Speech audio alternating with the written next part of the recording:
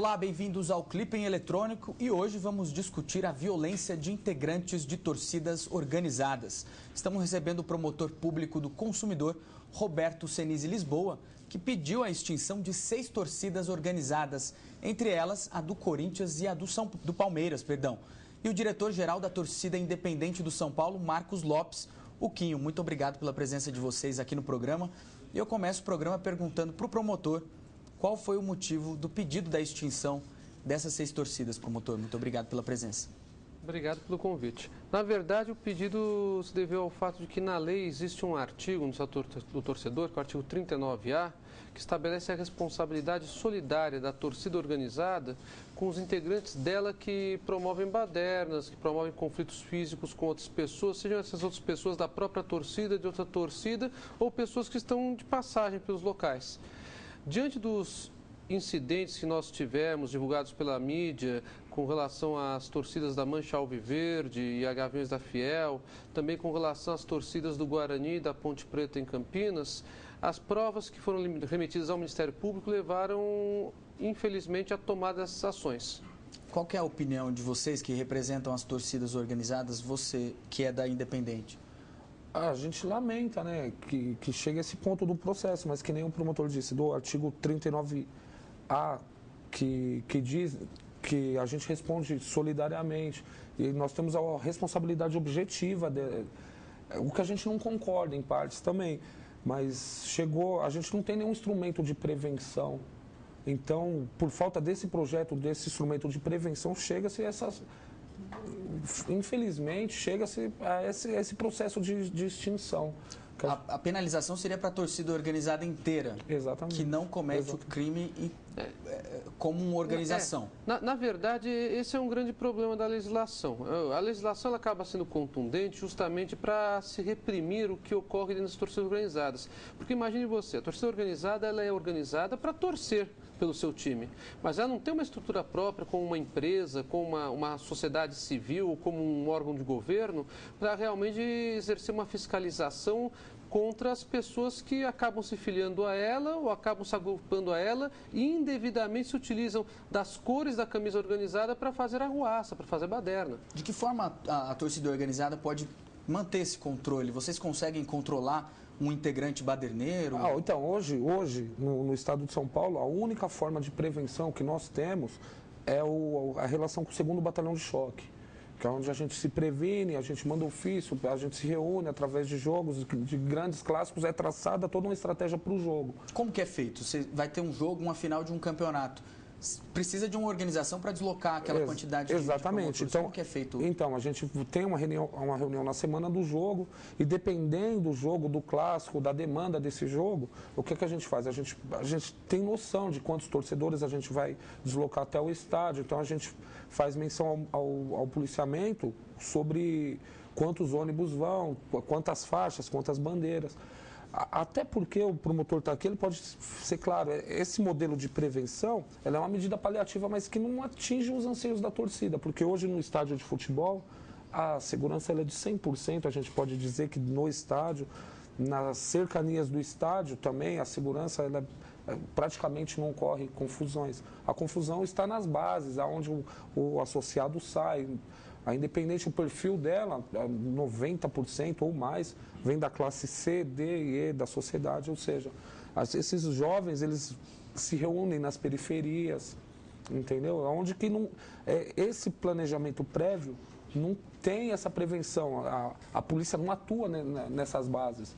A promotoria quer extinguir, mas existe uma alternativa, uma proposta, existe uma discussão de como fazer com que as torcidas convivam harmoniosamente? Assim? Marcos, veja bem, na verdade as torcidas elas inclusive conseguem ter um bom relacionamento quando não há esses incidentes. Para você ter uma ideia, nós tivemos um evento, um seminário de torcidas, na qual compareceu um número expressivo. Esse seminário foi coordenado pelo Ministério dos Esportes, vieram mais de 90 torcidas em São Paulo para participar desse evento. Foi assinado até um compromisso de paz dentro dos estádios. Exatamente. Né? O grande problema que eu vejo não está nem propriamente dito nas atitudes que a Polícia Militar toma quando ela se reúne com as torcidas. E a Polícia Militar de São Paulo, vamos falar a verdade, de maneira geral, tem exercido um excelente trabalho, como está sendo lembrado aqui um pouquinho, dentro dos estádios, inclusive no entorno dos estádios. E até mesmo quando ela acaba levando uma torcida organizada para o estádio.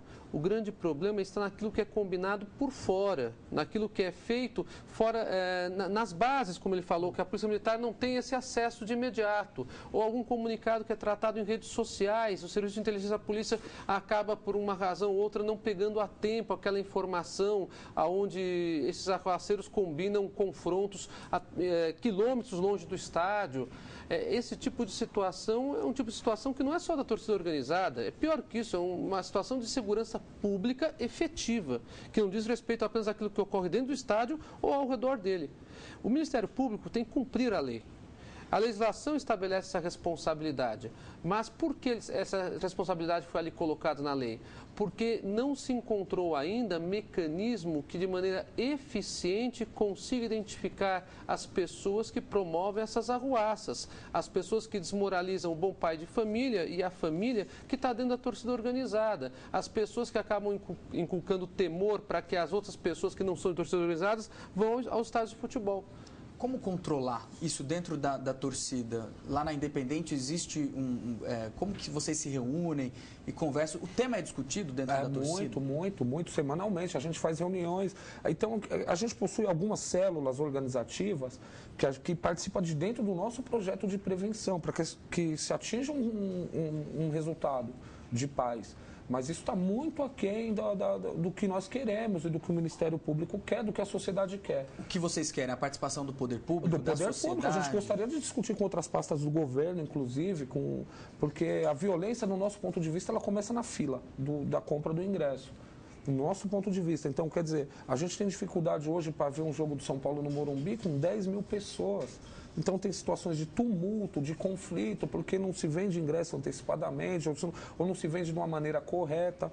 O horário de jogos é flanelinha, é cambismo. Então, é um processo, ele é muito amplo. Entendeu? Nesse seminário, você participou desse seminário? O que ficou claro? O que ficou discutido? Houve algum avanço? Parece que já é o terceiro encontro, ou quarto, não sei. Terceiro. Houve algum avanço nas discussões? Sim, foi inclusive bastante importante, porque alguns ficaram até perplexos com a adoção das medidas do Ministério Público de São Paulo contra as 6 torcidas. E ficou claro que o que se quer é o diálogo acima de tudo.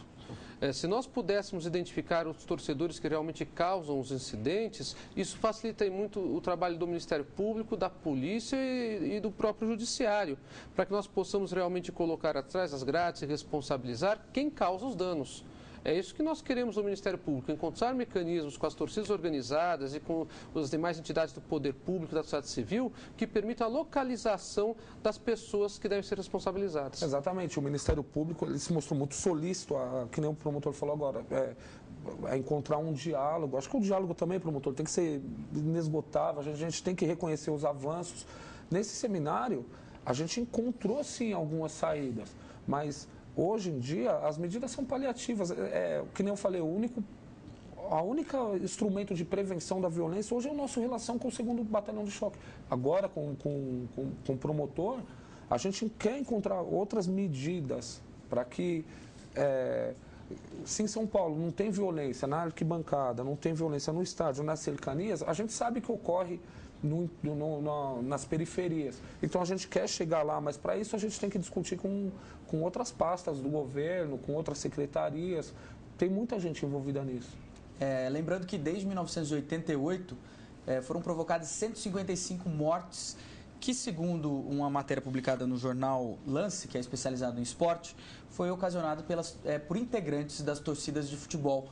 Até quando a gente vai ter que perder um integrante, ou enfim, qualquer pessoa que esteja com a camisa de um time, por causa da violência, por causa dessa paixão fanática? Eu não sei, na opinião de vocês, o que motiva um indivíduo a agredir o outro por discordar da ideologia futebolística, da opinião, enfim, no esporte? Tem algum...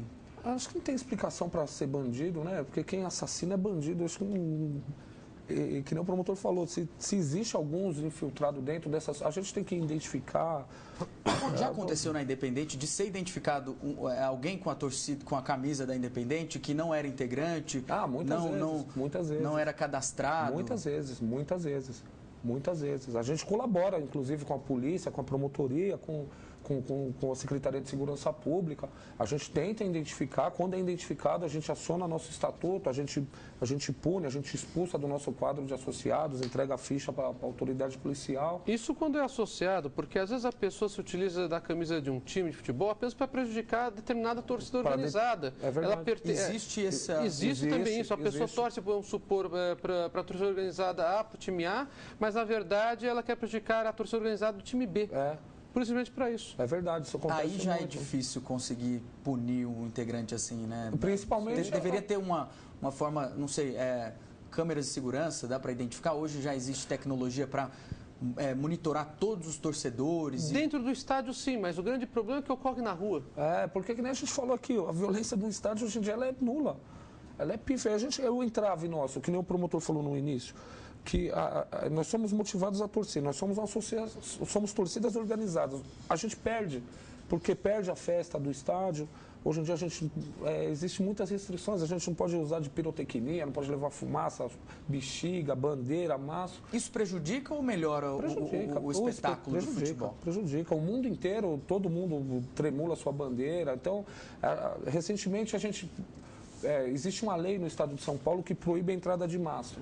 Né? Então a gente aqueles bandeirões com os mastros. Então, em São Paulo é proibido por motivo de lei. Em alguns estados do Brasil essas bandeiras são liberadas.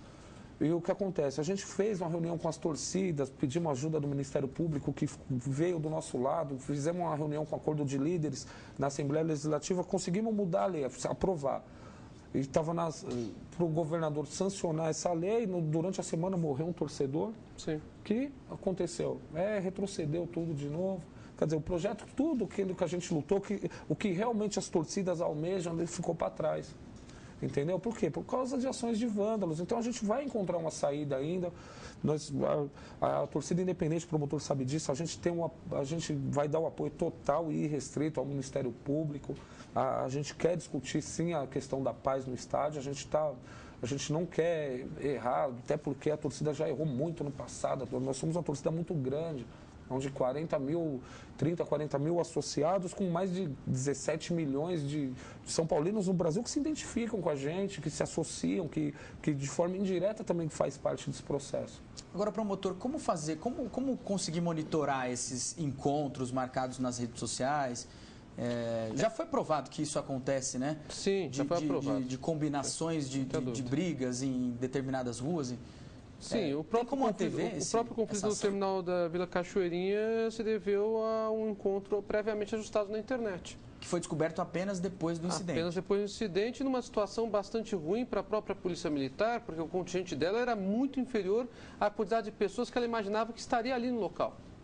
Então nós tivemos uma briga envolvendo centenas de pessoas e a Polícia Militar com algo em torno de 20 homens. É algo insustentável. Não há condições de se efetivar o controle. Me parece que a saída toda, Marcos, passa em primeiro lugar pelo cadastro. O cadastro é algo que já tem sido bastante discutido aqui no Brasil e o Ministério dos Esportes, na gestão do ex-ministro Orlando Silva, iniciou um planejamento para proceder ao cadastro de todas as torcidas organizadas do Brasil. Houve um termo de compromisso assinado na Procuradoria-Geral de Justiça de São Paulo, do qual participou o Procurador-Geral de Justiça da época, o Ministro dos Esportes da época e uma quantidade gigantesca de torcidas organizadas, cujo número não sei precisar, mas do país inteiro. Naquela oportunidade, se estabeleceu que a partir do instante que o Ministério dos Esportes tiver uma estrutura compatível para ter o cadastro de cada torcida organizada, isso seria feito. E haveria uma maneira de se identificar os torcedores na entrada do estádio.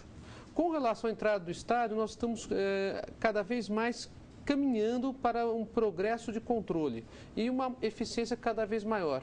O que está preocupando realmente, como ele falou, que está acontecendo fora do estádio hoje. Porque com relação a isso, nós ainda não temos mecanismos eficientes de proteção. Qual a relação das torcidas organizadas com os clubes de futebol? Porque os torcedores representam os clubes. E os clubes também são prejudicados quando o clube, um torcedor é envolvido em algum crime? Independente, a nossa relação com o São Paulo é nula. Porque a gente não tem apoio da diretoria do São Paulo, a nossa relação é nula, porque a gente ama o São Paulo, a gente vai ver o São Paulo jogar até no inferno se for possível. Mas porque... isso vocês concordam? Não, a gente, inclusive no plano que eu entendo, a gente tinha que ter participação do clube, dos clubes, das federações, da imprensa, inclusive, porque a participação da imprensa também é muito importante no processo de paz. E por que eles não querem? Porque não é que não querem, é porque não foi feito ainda. A gente acredita que agora, através desses encontros, a gente vai encontrar alguma saída, entendeu? E o Ministério Público está solícito a ajudar as torcidas, que a função do Ministério Público, que nem o promotor falou, é de cumprir a lei, de fiscalizar e cumprir, de fazer cumprir a lei. E nós somos parte do processo, a gente vai ajudar, nosso apoio da Independente é total e restrito. Mas a gente queria chamar para discussão também os clubes, federações, Secretaria de Segurança Pública, já que o governo federal já acenou no sentido de ajudar, isso já é um bom avanço, né? Com relação aos avanços, vocês já disseram que dentro do estádio a segurança é bem feita e que ocorrem poucos atos de violência dentro dos estádios no momento em que o jogo está acontecendo. E, na sua opinião, promotor, como podemos fazer para avançar para fora dos estádios? Acho que isso envolve uma conjugação de esforços da autoridade pública constituída e com a sociedade civil e não apenas com as torcidas organizadas. As torcidas organizadas, aliás, muitas delas, elas envolvem até um trabalho social que muitos dos ouvintes certamente podem até ficar impressionados. Mas eu vou dar um exemplo, a própria Gaviões da Fiel, que está sendo processada pelo Ministério Público de São Paulo, conta com quase um número de 80 mil filiados. E ela desenvolve um trabalho social com relação à prestação de serviços em favor de crianças carentes, em favor de órfãos e em favor de pessoas idosas. Isso não é relatado